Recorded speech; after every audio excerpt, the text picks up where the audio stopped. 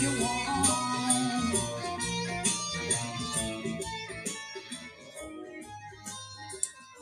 We Are the Lucky Ones is a registered 501c3 nonprofit organization.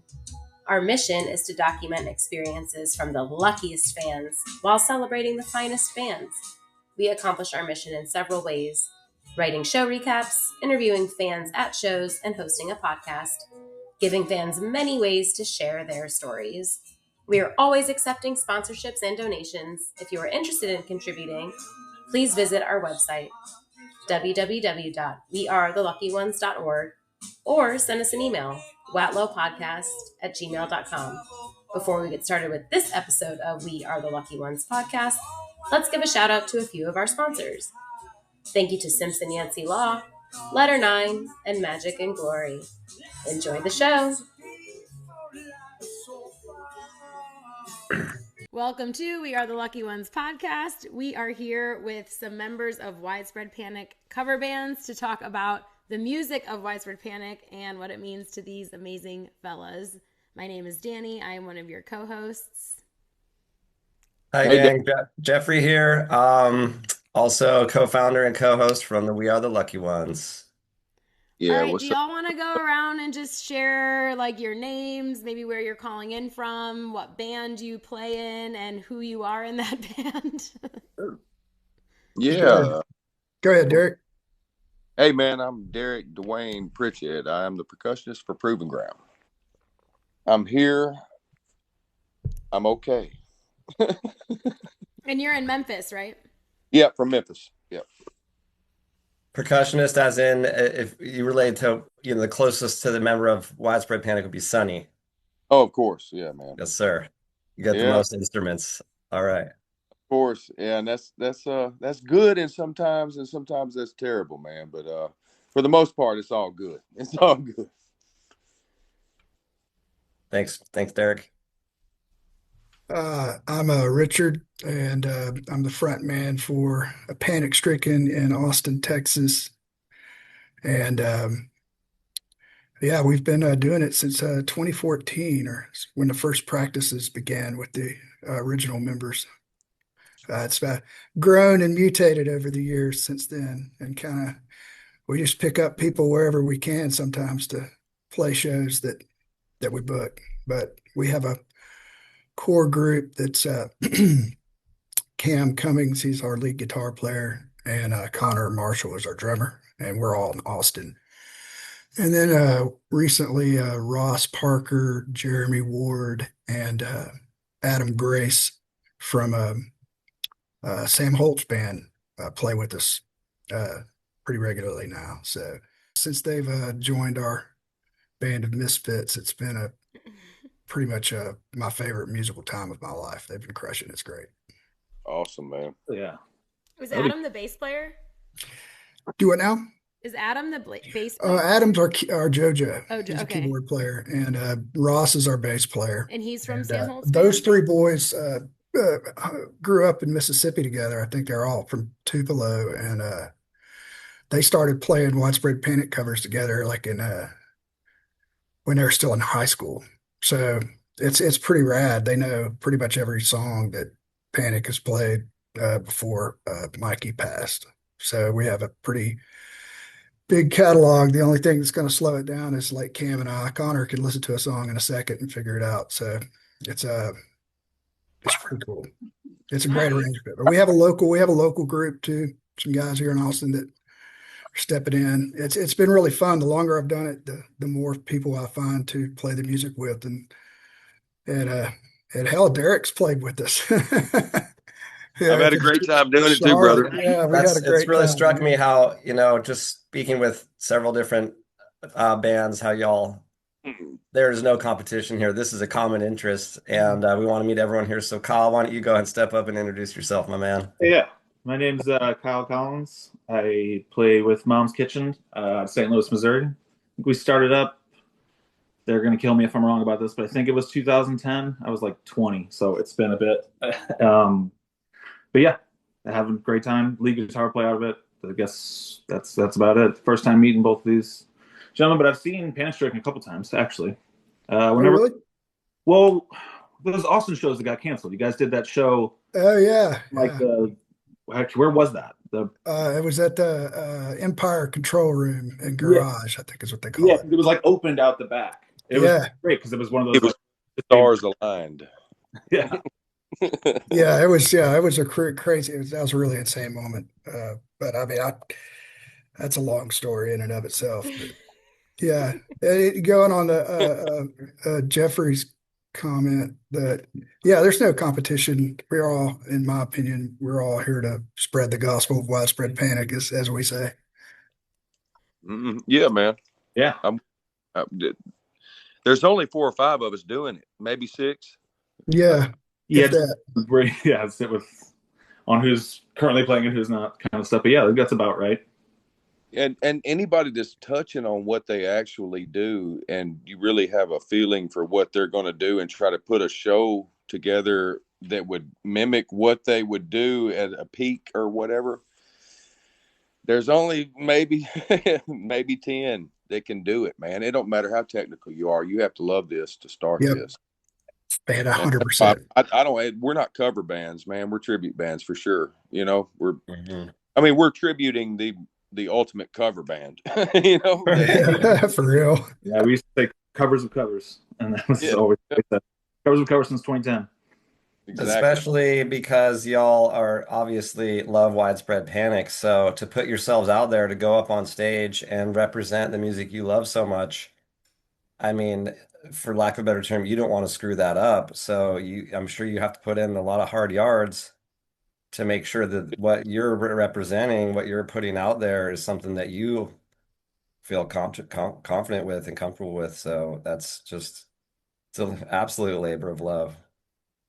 We're Yeah, so happy to have you guys on here today. And you know, we could go talk about a lot. We're going to try and stay focused on a few things so people can, you know, watch this and learn more. Maybe if there's questions, we can do yet more with this, but maybe Danny could lead us off with getting us some I do what we're wanting to talk about first. Well, Yeah, man. Do you have any questions, Danny? Before you all started playing Widespread Panic, I assume you were all fans of Widespread Panic. And being that our mission is to capture the fan experience, I was curious if you wouldn't mind sharing your story of, like, you know, that first fan experience seeing Widespread Panic where either you were like, this is my band, this is my life, or I'm going to play this music. Like, this is my music. So I don't know. Kyle, do you want to start? Yeah, mine's a little backwards. I'm a little reverse engineered. We started playing before I'd ever seen Panic. JR and Tim, who run the band, are big Panic fans. Obviously, you guys probably know them from shows before I was going to shows. But I knew the music, but I didn't really love it like that. It was through playing it that I started to be like, oh, I kind of get it. It's such a huge catalog to like try to find a way in sometimes if you didn't like grow up with it as much. And we were playing, I think we played our first show prior to me going. My first show was in April of 2011. This is the spring opener at the Palace. We had played, I think, earlier that year for our first show. So it was kind of through learning all the stuff that I became so obsessed with all of it. Now, as you guys see, the people I see at shows, Danny, I see you all the time. It's taken over my life. So. Would you say your style of playing is more like emulates Mikey or Jimmy, or do you kind of? It's certainly closer to Jimmy, but I always say that's just because that's what I knew. That was what Panic was to me because that was what the first one I saw. It was only after that I went further back and started, you know, seeing how insane that stuff was back then and how great that was, like early aughts and late 90s stuff that was just incredible. Did you learn the music by just like listening to shows? A lot of listening to shows. It's a lot of charting out and then listening to get a version down, then I would listen to like 10 or 12 different versions because that's how I'd find as like a guitar player is like, oh, this lick happens every time. Like this, you have to hit this, otherwise someone in the crowd's gonna be like, well, where the hell's the thing, man? Oh, that's so true. It's how it worked for me. And now it shows I'll be listening for the thing, and I'm sure it's very annoying for people around me, but it's how I, you know, experience it now. But that's always how I learned it. I don't know. I'm curious to hear what you guys got on that too. I'm assuming you guys were both huge Panic kids prior to doing this? Go ahead. Go ahead, Derek. Man, I've always been, I grew up like a metal fan, and I was a drumliner. So it was all about like as fast as you can be and as technical as you could possibly be. And then like my friends were so into it that they made me think it was some goofy shit. Like I thought this stuff was goofy. I thought, man, y'all, whatever y'all talking about, some Everyday Companion and all this other stuff, and like 50,000 CDs of everything, man. I'm like, man, that shit's out. I'm going to Tool this weekend. Do y'all want to go? It literally happened like that. So I went to Tool, and then my ticket got sucked into the air conditioner. I tore my dash out, got the ticket out. Anyway, went to Tool.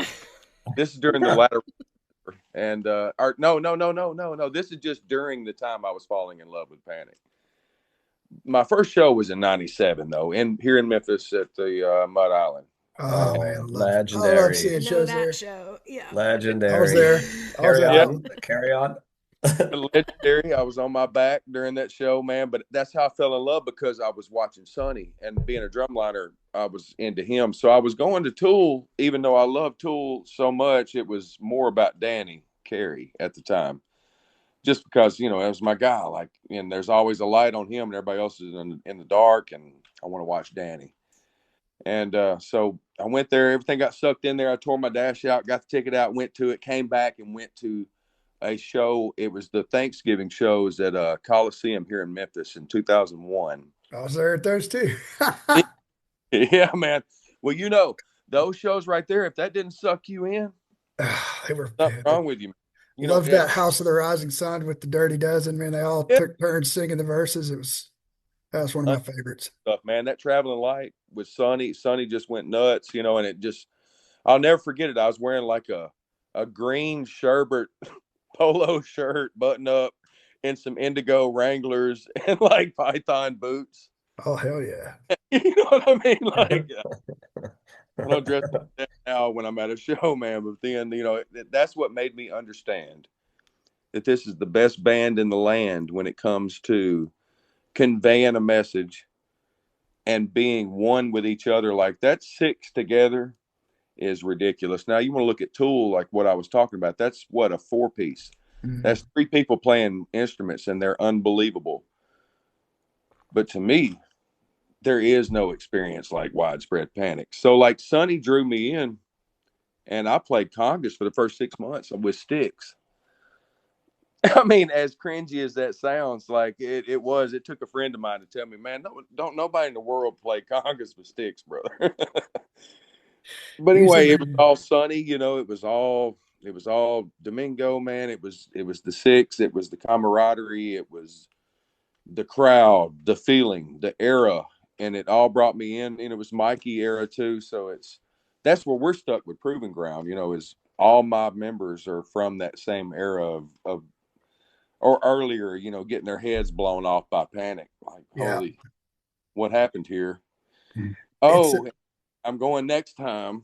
Yep. So that, and like Kyle said earlier, it's one of those things where I have to jump back and forth, even when I'm trying to emulate, and I still do me, but when I try to emulate Domingo, I have to go from like fucking 10 years of music. You know what I mean? Where I'm like, man, do I want to do the Jimmy era? Is he doing it better now than he was then? Did he figure something out? So it's a never ending process of us all doing this thing, man. And that's what I love about it, is there's no ceiling for it. No ceiling. None. Sounds like it was unescapable for you to get into Widespread. Dude, I tried. How about, sorry to cut you off. I want to hear from RG. How did Panic grab your leg, my man? See, so I went to Ole Miss in 1993 is when I graduated, and summer before I went, I had a Rolling Stone subscription, and they had that issue talking about the Horde tour, and I just read it because it just looked interesting, and I hadn't heard any of the music from any of the bands in it. Widespread was there, Fish. They talked about Blues Traveler and all that stuff, and I was like, that sounds interesting. And then ended up going, my potluck roommate was from Georgia, and he said, have you ever heard of this band called Widespread Panic? And I was like, I just read about them. And so he threw on, let's see, I think the first song I heard was Please. And he just threw on the Everyday album and we listened to that through. And it love was, that. I thought it was, I was like, this is pretty good, you know? But it didn't, you know, it wasn't like immediately like, holy shit, this is the best band I've ever heard or anything like that. But I was like, that's not bad at all, you know? And so we listened to it every now and then. And then first girlfriend I had there said, hey, Widespread Panic's coming to play at Mississippi State. And you want to go? And I was like, well, shit, why not? And, you know, got dosed, went down there and drove down to Starkville. I think that's the only time it's one of two times I've visited Starkville. I think I saw a football game there once, but uh, once I saw them play, it immediately just got it. I was like, oh, well, these Yeah. guys are different. And after that, it was, you know, every record they had at that point, you know, I got them all and just wore them out on the CD player basically. And then, you know, you get tapes.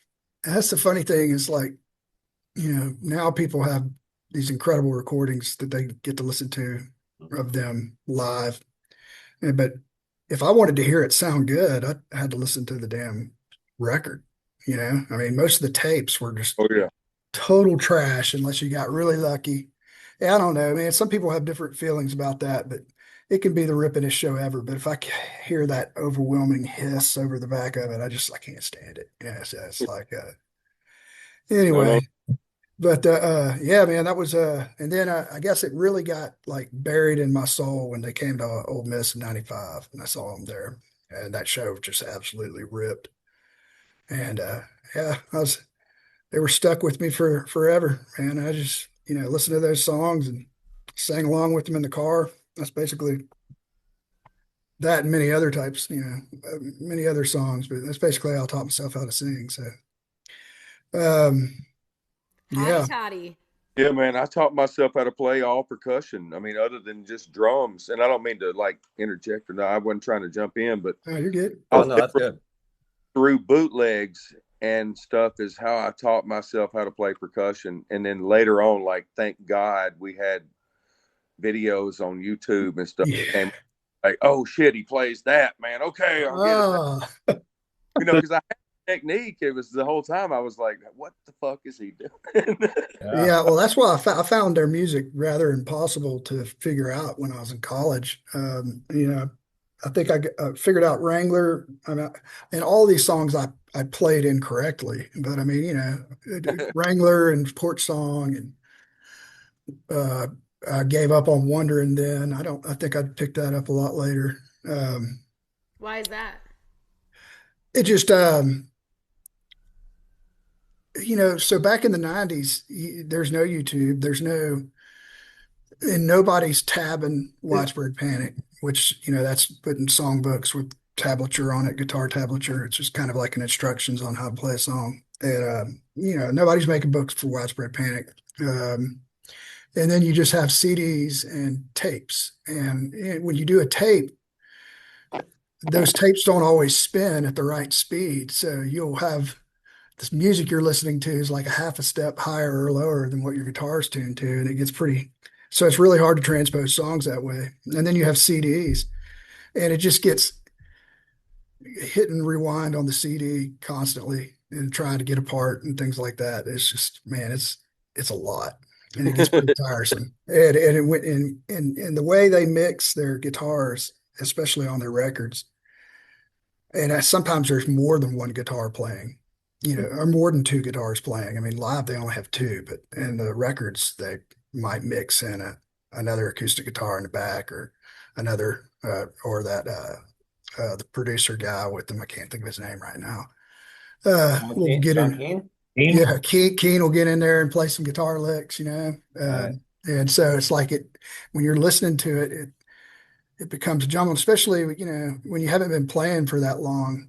And the longer you play and the more you know, the easier it is to predict what's going to happen in a song. So like, you know, if they start off in these notes and you figure out some of these notes, it's like, well, there's only a few directions they can go from here for it not to suck. So you can inform your next choice. So it makes it easier to figure it out then. It was just impossible back then. Now it's not very hard, but that's because I've been listening to it for so long, and it's just kind of natural. And It's years, man. Or riding a bicycle. Sometimes it sometimes doesn't work, but when it does, it's like it all comes from not notation. It comes from the flow, like something that you already know. That's the business. That's the reason why I love what we're doing. yeah, it's great. Speaking to you, What are some Kyle, of your favorite songs you like to play, or like what are some of those magic before we moments on the go, stage? sorry, before we go to that, can we just hear Yeah. one little Yeah. tidbit on, because I know, Kyle, I'm interested in your story about how you reverse engineered your way into playing in a tribute band for Widespread. Just touch on a little bit how you got into playing music or what your background as a musician. I mean, I was playing when I was a little younger. JR had given me an acoustic guitar. My brother JR, who also plays in the band, had given me an acoustic guitar at some point, 14 or so. Then my dad had ended up getting me a guitar after he saw how interested I was in it, because I would just kind of lock myself in my room and play. Then I had lessons for a bit. I was playing mostly I was 14, 15. I was playing a lot of metal. I was a lot of that kind of stuff. And then I went off to college, kind of set it aside a bit. JR called at some point. They had some basement band that was kind of doing a bunch of different covers. They were just kind of fucking around and having fun. And then at some point, Tim and Jay were like, "Why don't we play some Panic songs?" Because that's really what they wanted to do. And I remember being like apprehensive and being like, this doesn't seem like it's going to, but they're still playing. This doesn't make any sense. And then starting to do it and then being like, oh, okay, there's room here to not go, there's a 4 minute song, so it doesn't need to be 4 minutes. That there's some room for expression, things of that nature. And then Right. kind of took off from there. And then really it's just from it's like beating it into your brain. I didn't have it's weird not having the reference points before. So you have to kind of find them, because I don't have here's the part where this guitar line hits.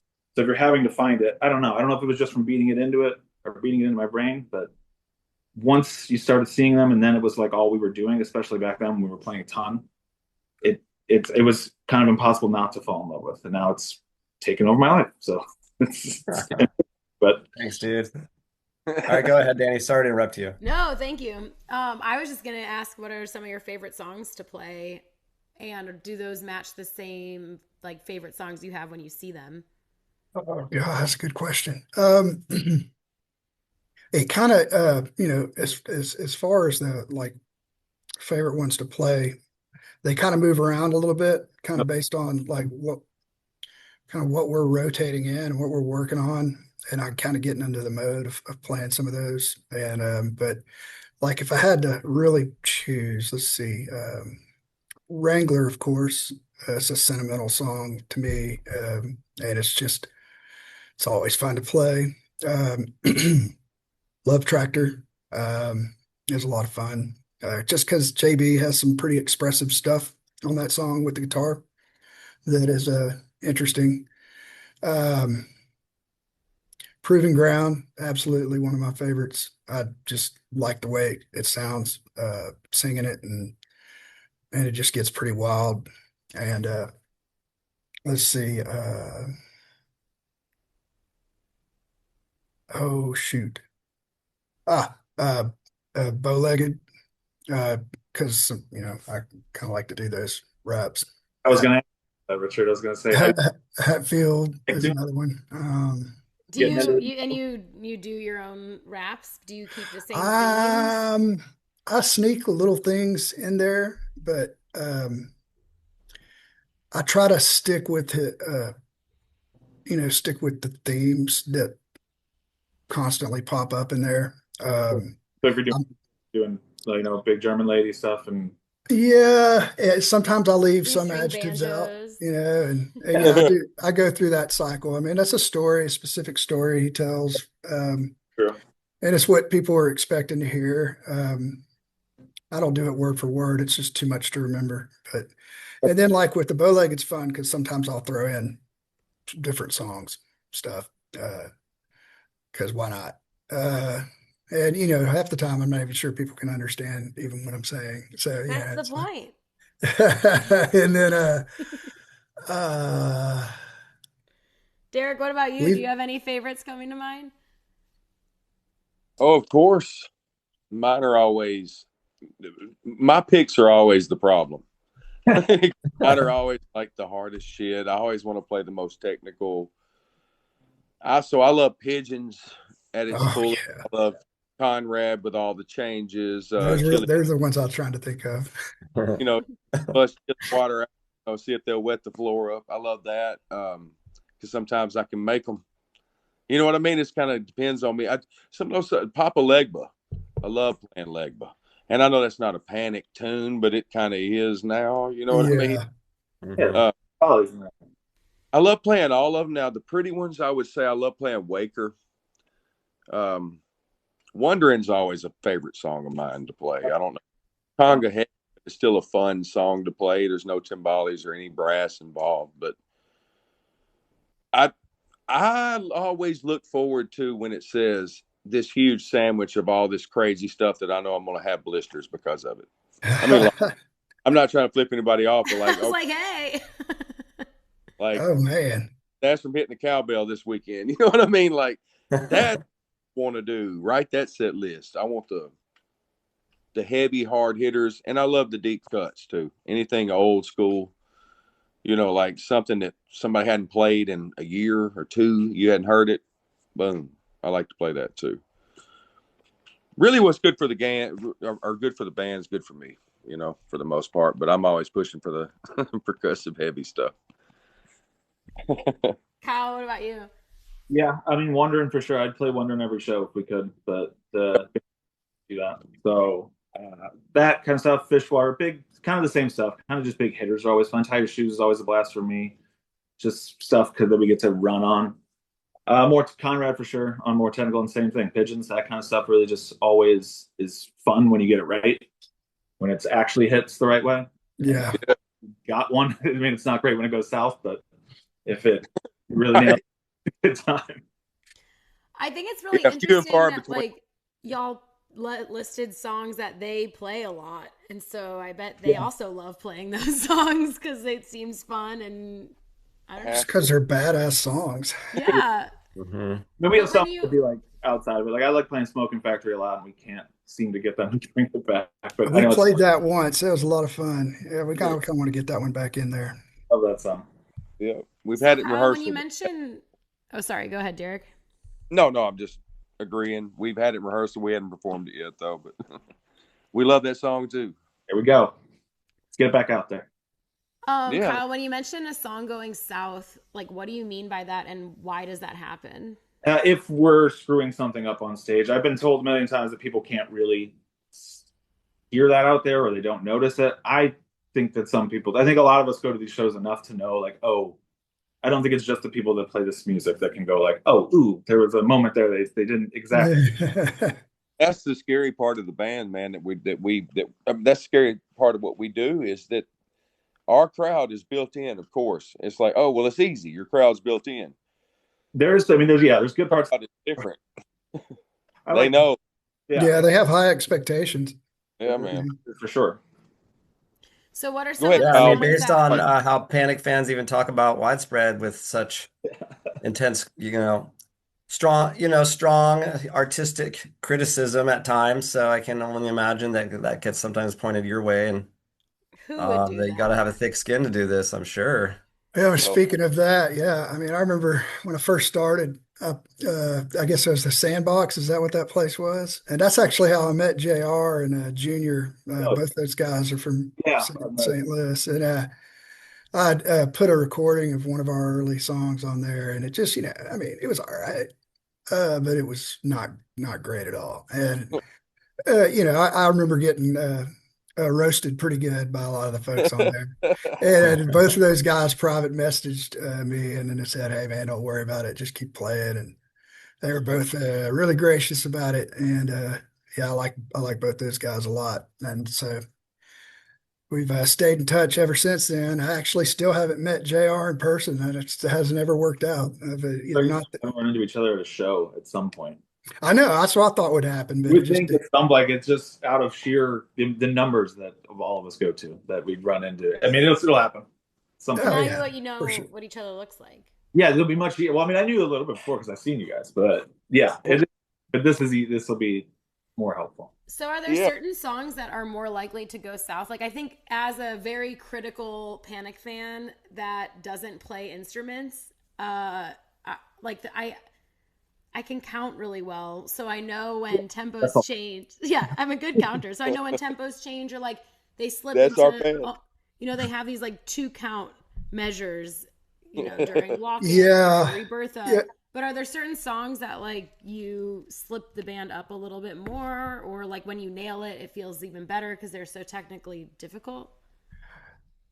Yeah. So, I mean, the thing is many of their songs are like that. They'll drop a beat or add a beat on a measure, and that's the thing. It was really hard to find people that wanted to play this stuff with me for years. I probably would have started a Panic band a long time ago, but some musicians would dig into it, and some of the things they did just didn't seem to make sense to them, and it was just hard to find folks that wanted to do it. They were too lazy, I guess, in a sense that because a lot of musicians that gig, they play songs and they pick them up really easily and doesn't require a great deal of work because they follow pretty standard patterns. And a lot of Panic songs are kind of deceptive like that. They kind of start, oh yeah, this is just a rock song. And then they do something really odd, like every single song basically. But like I'd say like, Derek said Conrad and Pigeons are 2 that are, I was just going to say that. Lots of opportunities for misadventure on both of those. Yeah, once you've screwed it up, sometimes it can be. It's the real part of getting lost is like if you get lost in an effort, screwed up, is trying to get everybody back on. Like, hey, here's the one, and let's get out of this. Yeah, that can be treacherous, especially with songs like those because the parts are composed and they're very specific, and so getting out of it. It's not easy because basically the only way you get out of it is you go to the next composed section. And that could be extremely awkward. But luckily, this doesn't happen as much anymore. But boy, in the early days, I remember after like our first 3 shows, we played Space Wrangler and they come out of the time machine part, and they do that little ba ba ba ba ba ba ba ba, and get back into the main head. And we fucked that up every single time. And then like I guess about the 4th show, man, we got it and everybody hit it at the same time, on time, and it sounded right. And everybody cheered. That was so you could tell people were paying attention and that they knew we had been fucking it up, So that was a fun moment. Yeah, but they can all. What about from your perspective on the drums? To me, it's I'm more of a lead. Like I'm the lead guitarist. If you were talking about strings, I'm the lead drummer. So on me, it's more expression. But I would say, for the most part, like I'd agree with Richard. Like Conrad, if you don't nail Conrad, it sounds like shit. Or you nailed Conrad and it blew everybody's head off. You know what I mean? It's one of those songs either you're going to hit or you're not. And it's one of those, it's like, man, all 6 of you have to be on together to nail those down parts because there's so much dynamic in what they do. And it's not just Conrad. It's every song they play, even every song they cover. When you want to cover it like Panic, you got to do it a certain way or it doesn't sound that way. So to me, it's the ultimate like test. Are you who you say you are? And do you really care about this that much, to be able to go in and put your full force into it? Because once you hit that cymbal, once you hit that timbale or whatever, like in my case, it's over. You know what I mean? So because I attack it.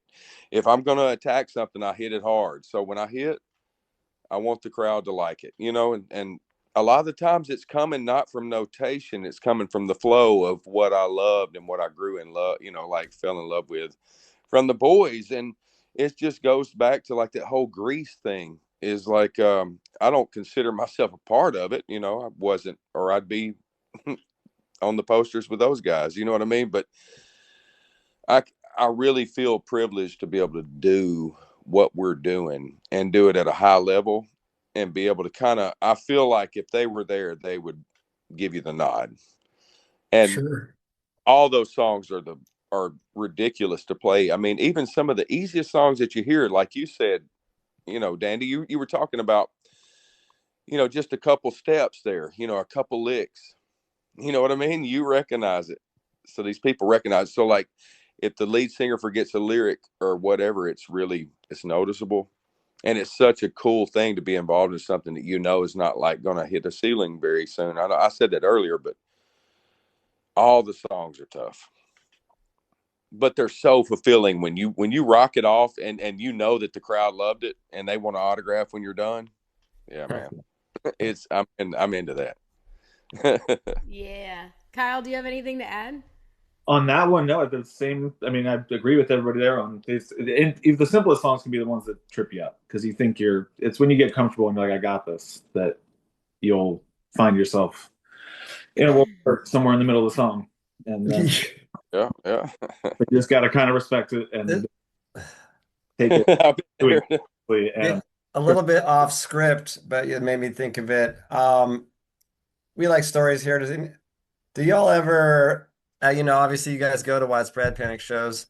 When you're there, do you ever have folks, come up, hey, what's up? Recognize you, say, I see your band, I've seen your band, and get like a little star power moment at the show. Has that happened to you guys recently, or any stories about fans coming up and picking you out of a lineup at Yeah, the shows? actually, yeah, it happened recently in Memphis after we went down there. We played a show in Tuscaloosa that afternoon, a tailgate at Bama, and as soon as we were done with that, we packed up our stuff and hauled ass down to Memphis to catch Panic. And yeah, it really it was like, what is happening here? Yeah, but people came up and were like, we were supposed to play in Oxford the following week, and we ended up having to cancel that. We're going to go back there in April, I think. But but yeah, all these people came up and I was like, wow, yeah. Thank you. I mean, it's pretty odd, but it's great because that means that people are listening to what we're doing and they're going to go to shows and tell their friends about it. And I think the favorite part right now of touring in the South, especially in hitting all these frats and stuff, is there's a lot of young people that are turning on to this music. Mm-hmm. And yeah. Watchford Panic's having a bit of a renaissance right now. And so we kind of view ourselves as a kind of an entry level Panic experience for people, especially in that group. It's like, because, when I was in college, I got to see Widespread Panic for $20, and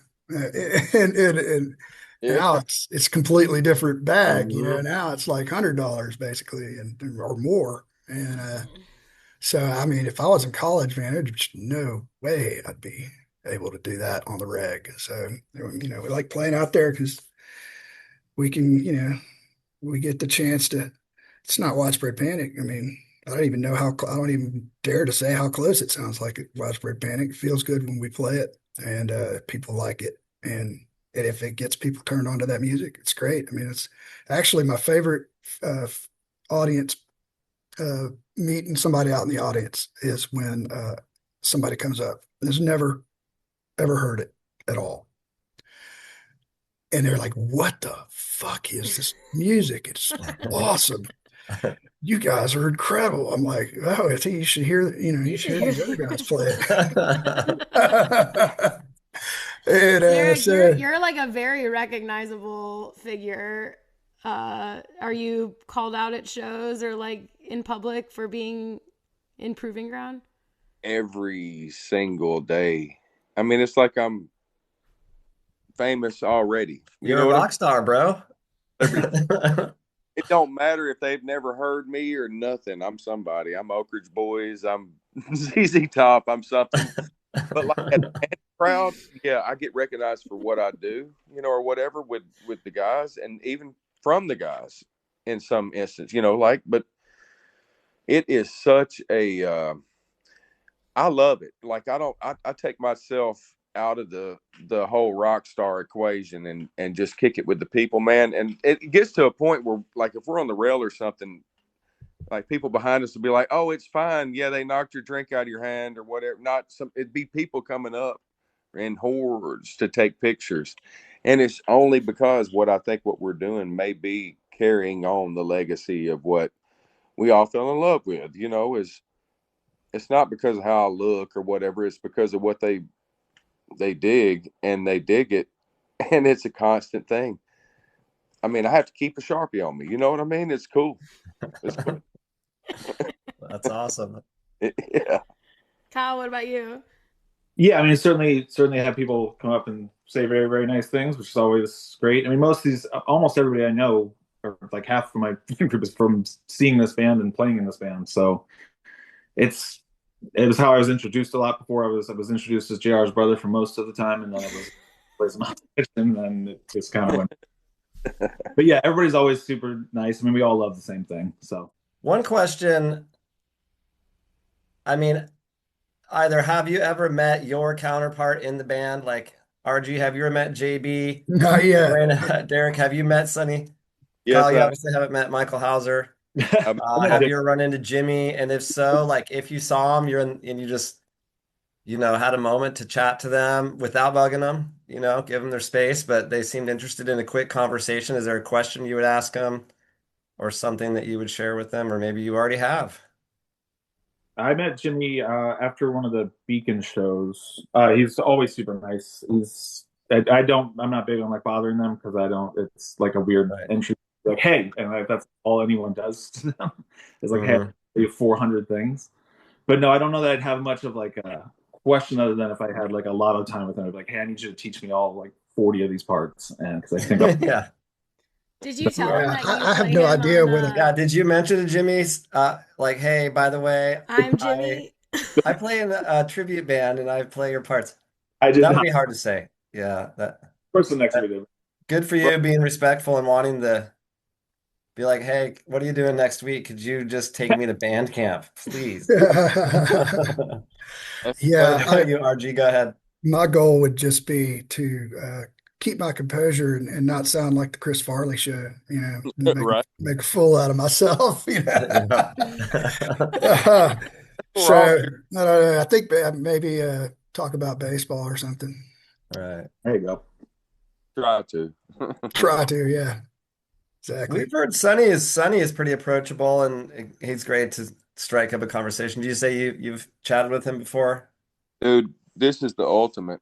And I mean, the ultimate thing was meeting him finally and getting a few things on the board. Do you play TMB ones or TMB two? Double ply or single ply, or you know what I mean? And he was like, yeah, he was playing my requinto, my high drum on my conga kit. And he was like, man, this was in Asheville. He was like, I said, it sounds so good. And I was like, oh, so perfect. So this is what I tuned off of, is the top one. And I go down. And he was just like, man, it sounds so good, blah, blah, blah. And he was like, I play these heads. And I said, no, you don't.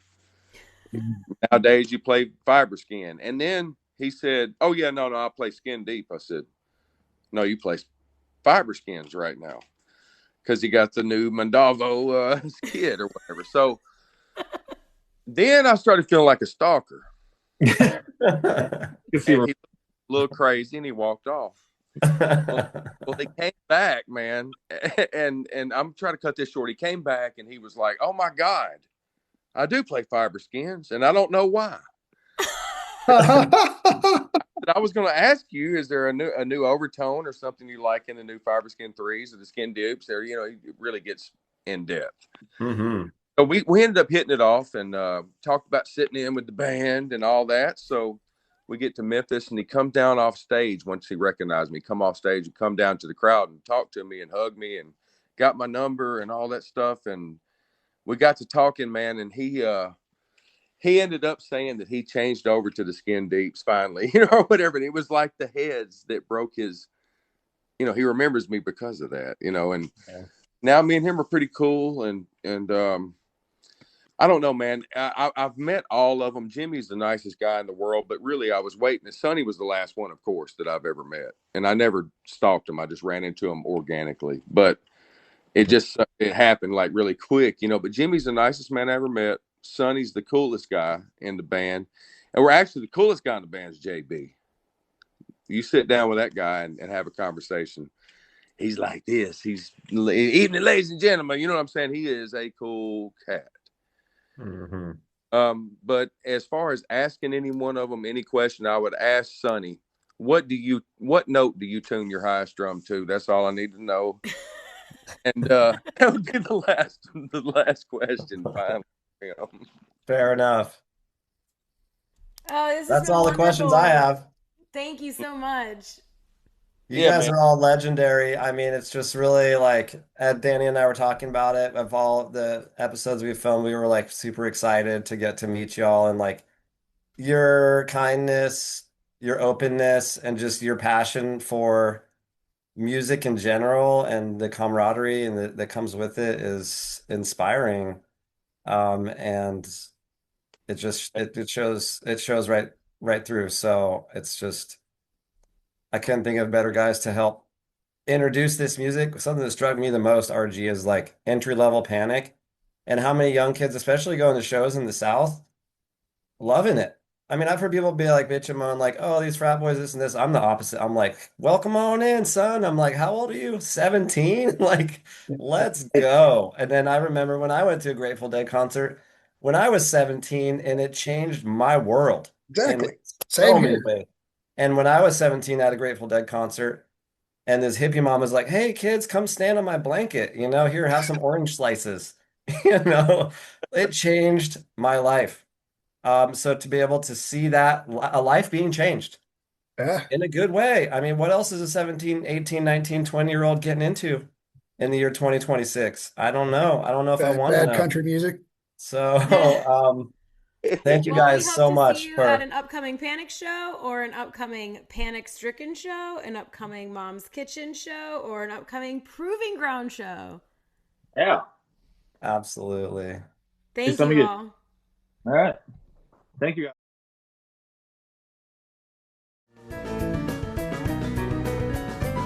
This has been a production of We Are the Lucky Ones, a 501c3 nonprofit organization built by fans and built for fans. Keep on keeping on, take care of each other, and we will see you at the show.